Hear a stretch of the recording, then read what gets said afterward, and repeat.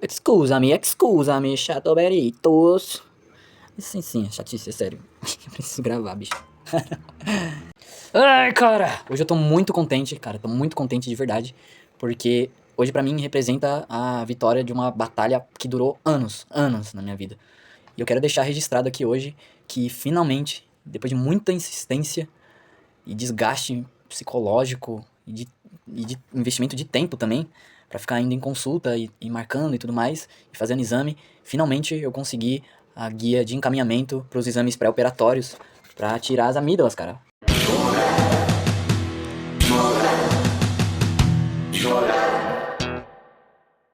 Cirurgia que é conhecida pelo nome técnico de amidalectomia, né? A amidalectomia, pra quem não sabe, é uma cirurgia de baixa complexidade que basicamente serve para retirar as amígdalas.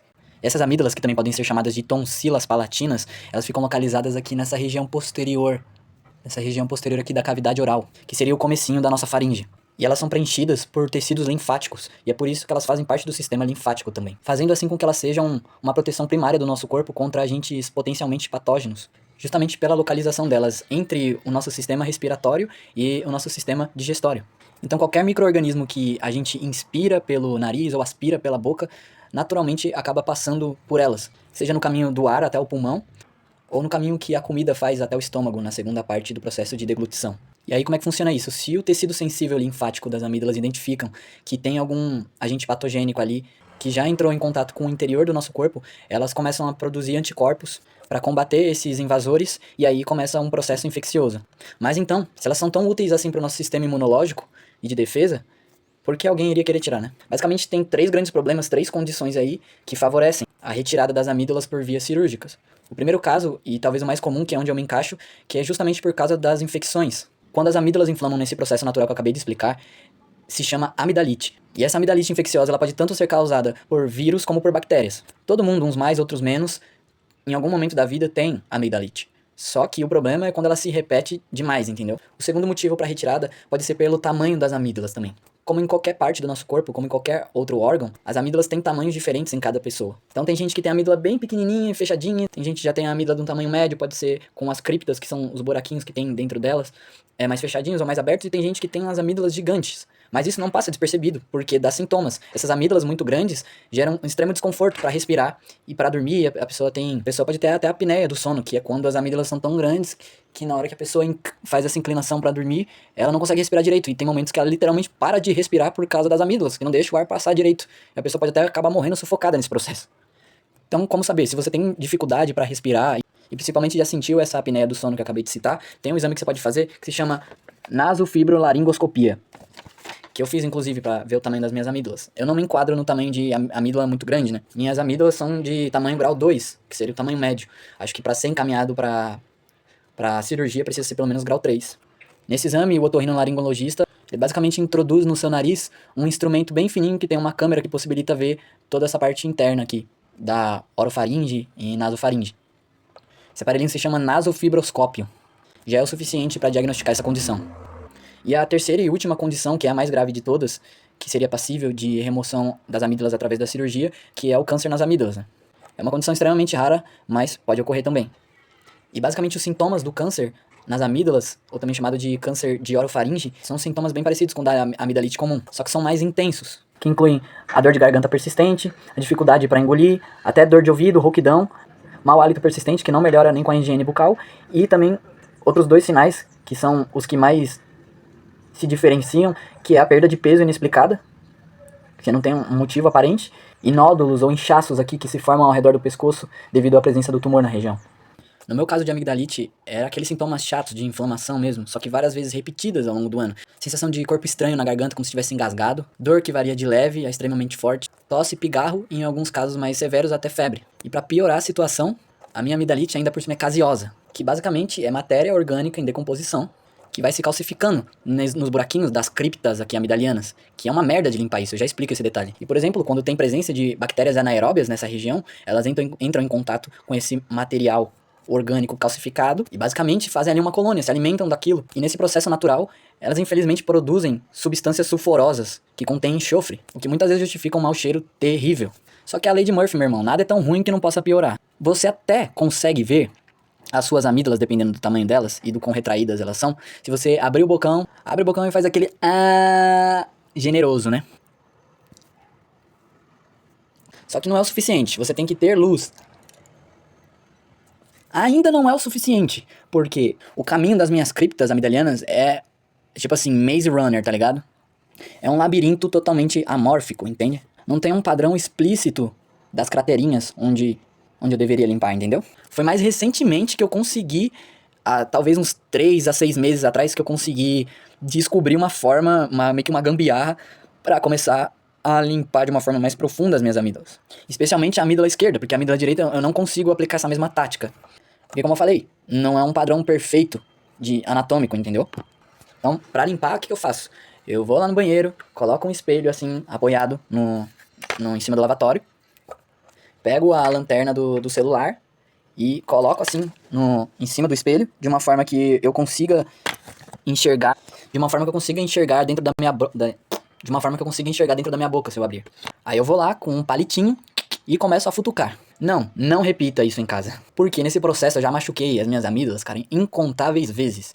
Que eu fazia o processo de limpeza e, de fato, com o tempo eu fui pegando jeito e realmente conseguindo tirar, o que é extremamente difícil. Porque tem um compartimento aqui, além do óbvio que aparece ali explicitamente, dos buraquinhos da amígdala, tem um outro compartimento atrás que se eu puxar aqui a bochecha, se eu puxar a parte de trás aqui da bochecha, abrindo a boca, nessa posição que eu falei, é só assim, dessa exata forma que eu consigo ver esse outro compartimento escondido aqui, esse puzzle das amígdalas, pra conseguir limpar essa outra partezinha aqui de trás, que é a parte que mais acumula cásions, cara.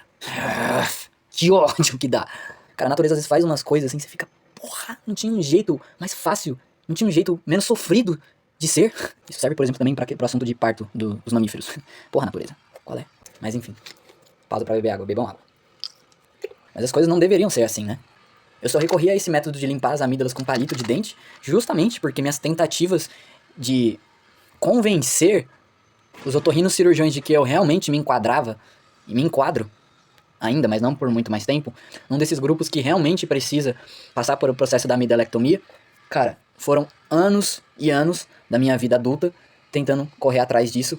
Por quê? Já passei em vários convênios, já passei em vários médicos, consulta online, consulta presencial, de tudo que é jeito. Mas a extrema dificuldade em conseguir esse encaminhamento se deve principalmente pela questão de que eu já sou maior de idade. Hoje eu estou com 24 anos, inclusive meu aniversário tá logo aí, nesse final de semana. 25 arei. É, muito mais perto dos 30 do que dos 10 agora, enfim, não. Mas voltando aqui ao foco da questão, isso se deve basicamente porque essa cirurgia ela é muito mais fácil de ser realizada em crianças, principalmente o processo do pós-operatório, que é o que mais preocupa, né? Que a cicatrização é mais rápida. Mas tá bom, calma, ainda dá tempo.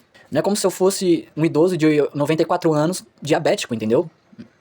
Tudo bem, meu processo de cicatrização não é mais igual de quando eu era criança, tão rápido assim, mas meu metabolismo ainda é bem rápido, eu garanto. Por isso que eu não consigo ganhar peso, inclusive. Tô aqui com a minha magreza, meu filé de borboleta aqui de 50, que varia de 50 até 53, na melhor das hipóteses, 54 quilos, entende?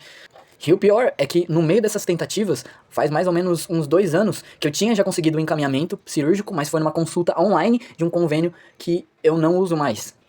E a bendita da médica, ela esqueceu de encaminhar o protocolo, a ficha, pra mim. A guia que pedia pra eu fazer os exames pré-operatórios, eu não sei o que aconteceu. Se falhou ali, se tava cadastrado o e-mail errado, se tava cadastrado um número de telefone errado, ou se ela simplesmente esqueceu de enviar. Eu não sei, eu conferi depois, o número tava certo, o e-mail tava certo, não chegou SMS, não chegou correio eletrônico, cara. Ela simplesmente esqueceu de enviar. Aí eu fiquei, tipo, incrédulo, que ela não me deu. Eu tava tantos anos correndo atrás disso e ela simplesmente esqueceu, cara. E, tipo, pra marcar uma outra consulta, demorava meses, entendeu? E continua demorando meses, parece que só piora, não importa qual convênio que você tá. Então, você que tá aí no SUS reclamando que demora a consulta, cara, não reclama, tá entendendo? Não reclama, porque no privado tá disso aí pra pior também, tá bom? E aqui a gente paga em dobro, né? Porque tem que pagar o público, ou quer você queira ou não, através de impostos, e que pra quem paga o privado, então você já tá pagando em dobro, já é o, né? É o assalto à mão armada mesmo, assumido ali. Melhor, né? Assalto à caneta armada, melhor dizendo. Graças à extrema burocracia ineficiente do nosso maravilhoso país tropical. Mas enfim, política não vem ao caso aqui. Fato é que depois de 2 anos, de novo, nesse mesmo ciclo de tentativa e erro, finalmente eu passei com uma médica iluminada mentalmente, que realmente compreendeu o meu caso, me acompanhou por alguns meses, eu fiquei cerca de 6 meses fazendo tratamento aí com ela. Para quem tiver interesse, ela recomendou um Alicare. Deixar escrito aqui embaixo, como geralmente deixo as coisas que são mais pertinentes.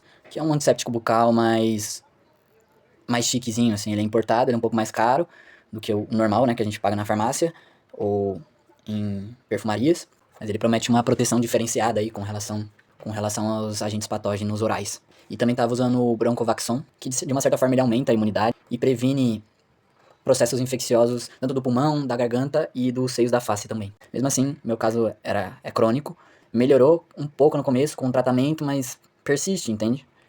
Essa mesma médica, inclusive, ela tinha até solicitado que eu fizesse uma endoscopia, porque eu citei que tinha refluxo, né? Ela falou que isso influenciava. Sorte de mim que eu já tinha feito uma endoscopia anteriormente, uma não, duas até, porque eu já trato também em paralelo essa questão de vamos dizer que é um problema estomacal familiar por parte de pai, que eu herdei aí, é a herança da família do meu pai, que todo mundo tem problemas aí gástricos crônicos, que é um bagulho que te acompanha para o resto da vida, por mais que você se cuide, né? Aparentemente, meu irmão, por parte de pai, meu pai, somos os primeiros que estão começando a identificar isso e de fato tratar, né? Antes que o povo só vai até onde der pra levar. Mas, como já vinha tratando com o gastro aí, vim tratando uma pangastrite enantemática leve, que isso também pode ser assunto para um outro momento. Então ele já havia me solicitado uma endoscopia, tá aqui algumas imagens até do meu trato aí digestivo superior. Nossa, como eu sou lindo por dentro e por fora. E agora é comemoração, porque eu consegui, e vai dar tudo certo aí nesses exames. Basicamente ela pediu só um hemograma, hemograma com contagem de plaquetas ou frações, eritrograma, leucograma, plaquetas e coagulograma. TSTC, prova do laço, retração do coágulo, contagem de plaquetas, tempo de protombina e tempo de T-glicose. E também um eletrocardiograma convencional de até 12 derivações. Eu até perguntei pra ela, não vai precisar de um raio-x do tórax, né? Que é convencional pra quem vai fazer cirurgia. Eu sei dizer, né? Porque eu sou técnico em radiologia. Faço raio-x pra cá!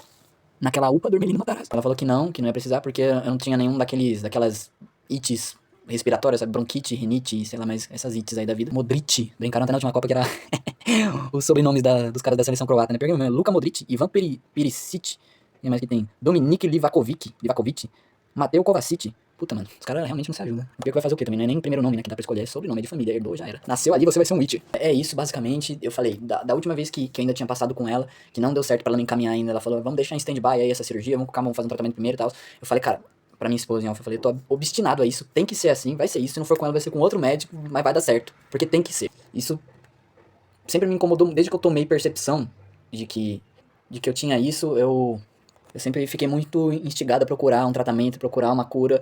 E assim, os tratamentos são só paliativos mesmo. A única cura é retirar as amígdalas. Infelizmente, como falei no começo do vídeo, eu sei que ela faz parte do sistema imunológico e tal, do sistema linfático, mas assim, cara, é aquele negócio, que é até um princípio da radiologia médica, que são 3 princípios da radiologia médica, que é a justificação, otimização, que também chamam de ALARA, e a limitação de dose. Eu não vou explicar todos porque não é pertinente para esse vídeo, mas o que é pertinente que eu iria falar é a questão desse primeiro item, que é a justificação. Este princípio estabelece que qualquer exposição à radiação deve ser justificado por um benefício clínico claro, ou seja, a realização de um exame radiológico só deve ser feita se trouxer um benefício para o paciente que justifique o risco associado à exposição à radiação. E é a mesma coisa com essa questão cirúrgica, porque toda cirurgia tem risco, por mais simples que seja. É invasivo e nós estamos falando, no caso da amidalectomia, de retirar um órgão, né? Por mais que seja um órgão pequenininho. As minhas amígdalas devem ser mais ou menos desse tamanho aqui, assim, coisa do tipo. São meio que 2 bolinhas, assim, de tênis, né? Ou de ping-pong, que é um pouco menor. A questão de volume de massa deve dar uma coisa parecida com uma bola de tênis mesmo. Mas, basicamente, como eu disse, é igual a questão da justificação da radiologia. De você expor um ser humano a uma fonte de radiação ionizante que é danosa para a saúde. É a mesma coisa na cirurgia.